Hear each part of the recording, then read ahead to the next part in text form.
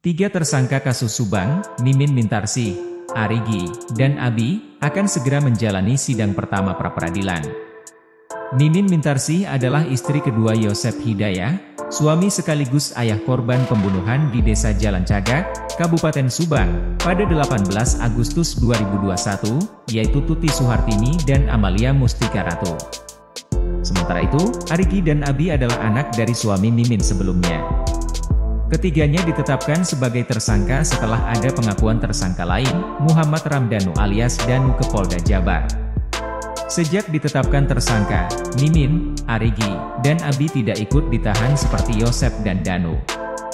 Selain itu, Mimin, Arigi, dan Abi juga menolak keterangan Danu terkait dugaan keterlibatan mereka dalam kasus Subang.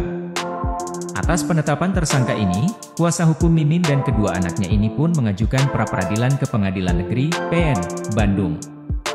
Pra-peradilan itu diajukan pada Rabu, 22 November 2023, dengan nomor perkara 18, PID, PRA, 2023, PNBDG dan klasifikasi perkara sah atau tidaknya penetapan tersangka. Adapun, permohonan tersebut diajukan kepada Polda Jabar. Dilansir dari situs Sistem Informasi Penelusuran Perkara, SIP, PN Bandung, jadwal sidang pertama pra-peradilan itu sudah keluar. Mimin, Arigi, dan Abi akan menjalani sidang pertama di ruangan Wirjono Prodjodikoro, PN Bandung, pada Senin, 4 Desember 2023 pukul 9 waktu Indonesia Barat.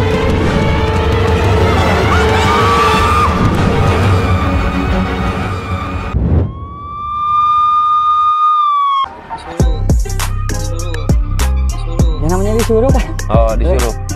Cepat ditetapkan, cepat itu. Dan ingin, sekali lagi, dihukum seberat-beratnya. Tidak ada toleransi karena telah memberikan sesuatu yang menyulitkan terhadap penyidik. Dan dia tidak mau secepat itu menyerahkan diri dan tidak mau bertanggung jawab. Semoga, sekali lagi, dihukum seberat-beratnya, tidak ada toleransi. Kalau bisa dihukum mati, Gak ada kata-kata, adanya bukti nyata. Saya bersumpah demi Allah Rasulullah, saya tidak tahu menau, saya tidak tahu perencanaan, saya tidak terlibat sama sekali. Sumpah demi Allah Rasulullah. Tapi mudah-mudahan polisi bisa cepat menangkap pelakunya.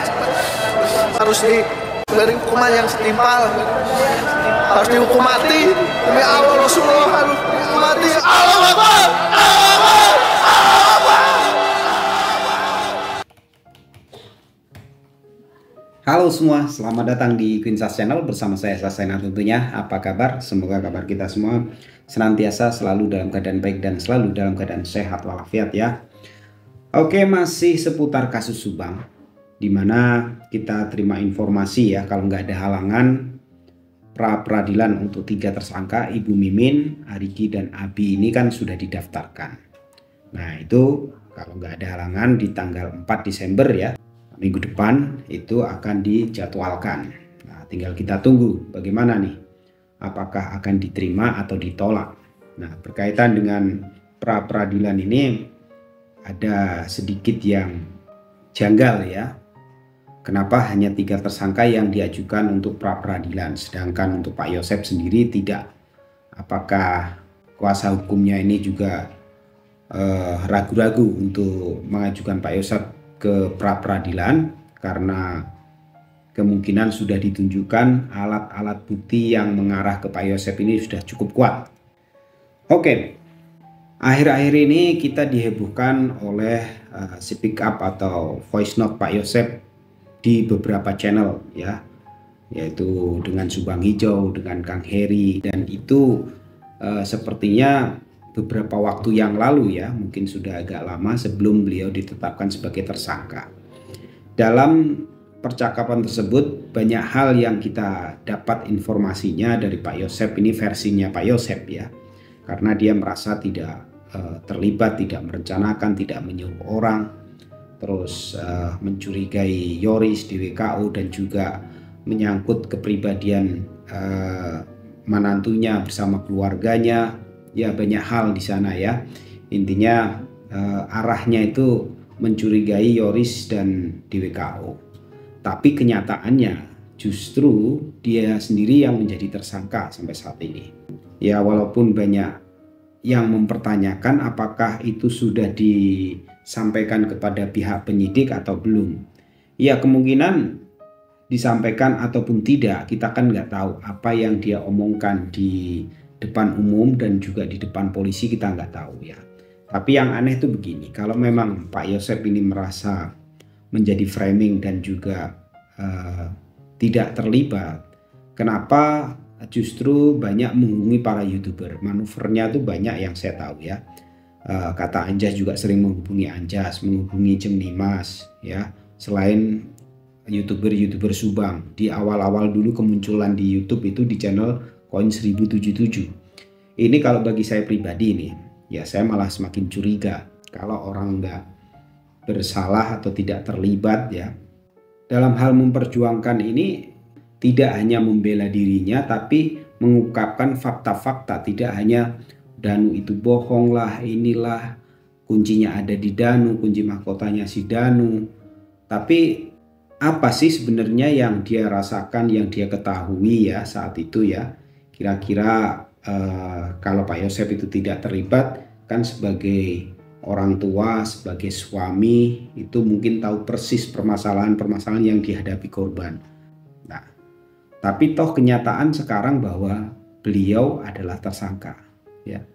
Walaupun menurut pengacaranya ini hanya karena keterangan Danu, tapi kita masyarakat menilai ya, kepolisian tentunya sudah mempunyai berbagai alat bukti dan juga mempunyai keyakinan menetapkan seseorang atau beberapa orang sebagai tersangka. Tidak hanya keterangan saksi atau keterangan tersangka, tapi tentunya ada alat bukti yang memperkuat sangkaan mereka. Oke ya. Nah, pra-peradilan yang rencananya akan dilaksanakan tanggal 4 Desember ini, kita berharap di situ terungkap suatu kebenaran ya. Kalau memang Bu Mimin, Abi, dan Arigi terbukti tidak bersalah, ya kenapa tidak? Karena yang kita cari ini kan suatu kebenaran. Yang bisa mewujudkan kebenaran itu adalah di pengadilan. Ya, kalau memang merasa tidak dan mempunyai cukup alat bukti, mempunyai bukti bahwa malam itu mereka tidak ada di TKP, ya kenapa tidak ya? Kita tidak harus pro sana pro sini, tapi kalau memang kepolisian ini sangat yakin dengan ketiga tersangka ini bahwa layak untuk ditersangkakan, di situ akan terungkap ya.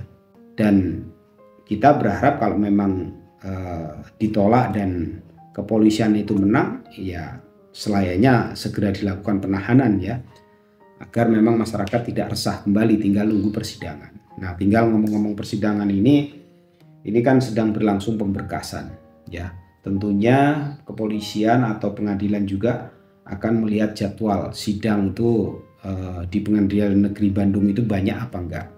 Kalau banyak, perkiraan saya ya bisa saja nanti kalau semuanya lancar, tidak ada halangan, bisa jadi di bulan Januari baru disidangkan. Tapi kalau ada perubahan-perubahan, katakanlah pra-peradilan ini dimenangkan oleh pihak Pak Rohman, akhirnya tinggal Pak Yosep dengan Danu, perlu pendalaman kembali dan lain sebagainya, bisa saja molor.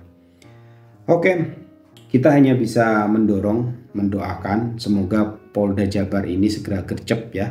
Kalau memang sudah komplit, segera diajukan ke JPU. Kalau memang masih diperlukan pemeriksaan-pemeriksaan terhadap orang-orang lain, ya silahkan. Karena gini ya, kita juga perlu mendengar kejelasan tentang keterlibatan 3 oknum ya. 1 perwira 2 bintara ini juga kunci ya. Menurut saya itu sebuah kunci. Mereka ini kalau memang terbukti merusak dan membersihkan TKP itu atas suruhan siapa, tujuannya apa, dan apa yang ada di balik itu. Kalau mereka bisa jujur ya, mengatakan apa adanya, ada suruhan dari atasankah, ada pesanan seseorangkah, ini akan membuka jalan terang benderang. Nah, kalau bicara tentang oknum ini ya, kalau kita pikir secara logika, yang punya akses ke jalur kekuasaan itu siapa? Yoris kah, Pak Yosep kah, Pak Kades kah, Pak Mulyana kah, atau siapa kira-kira ya? Kita berharap kepolisian segera juga merilis ya keterlibatan 3 oknum itu sebatas mana, untuk apa dan untuk siapa. Oke? Karena kalau kita melihat di tanggal 19 itu kan yang masuk TKP itu banyak ya. Di siang harinya itu ada Danu dan juga Banpol Uci. Bisa jadi di tanggal 19 itu tidak sesuai keterangan Daru, hanya menguras bak mandi dan menemukan kanter dan guting. Siapa tahu di situ juga penghilangan barang-barang bukti yang lain, kan kita nggak tahu juga ya, karena yang mengaku ini adalah seorang tersangka. Nah ini kalau kita kaitkan dengan Yoris, katanya suruh jaga TKP itu oleh Yoris, nunggu sampai polisi datang. Apakah ini sudah skenario dengan rupa? Apa kaitannya dengan Yoris? Kalau Danu sendiri itu adalah tersangka, ya mungkin karena Yoris nggak tahu ya Danu ini adalah bagian dan ikut serta dalam peristiwa tersebut. Dan dia masuk, begitu ada Banpol datang, ini mereka sudah kenal atau sudah ada yang ngatur nih. Kebetulan saja ketemu di situ ya, yang katanya menguras bak mandi, tapi kita nggak tahu persis ya apa yang dilakukan mereka di sana. Disambung dengan tanggal 19 sore, di mana di situ ada Pak Mulyana, ada Pak Yosep, ada Yoris, ada Arif, ada petugas, ada Mang Gede yang katanya itu supirnya Pak Mulyana. Nah ini sampai di mana prosesnya mereka ini? Apa maksud dan tujuannya? Oke, semoga kasus ini semakin terang ya. Kita tunggu minggu depan apakah memang jadi akan ada pra-peradilan untuk 3 tersangka, Ibu Mimin, Abi dan Arigi. Terus ada apa lagi ya? Speak up Pak Yosep, apakah masih ada yang tersimpan di balik layar? Dan fenomena ini saya juga heran ya, kenapa setelah Pak Yosep ini jadi tersangka, ini baru ter-up di media. Kalau menurut saya ya, kalau andai kata Pak Yosep ini tidak terlibat, tidak perlu kesana kesini menghubungi beberapa channel dan YouTuber untuk mengangkat sesuatu sesuai keinginannya. Toh dia sendiri bisa bikin YouTube. Saat itu waktu bersama Yoris ini kan punya YouTube ya. Tinggal podcast tuh, mencari keadilan buat istri dan anaknya, buat ibu dan adiknya. Itu lebih elegan. Kalau memang Pak Yosep ini tidak terlibat. Ini kenyataannya sekarang Pak Yosep sudah jadi tersangka. Ya patut kita nantikan, karena kepolisian mentersangkakan seseorang pastinya dengan alat bukti yang cukup. Oke, bagaimana menurut pendapat kalian? Silahkan tulis di kolom komentar. Kita ketemu lagi di video berikutnya. See you next time, bye bye.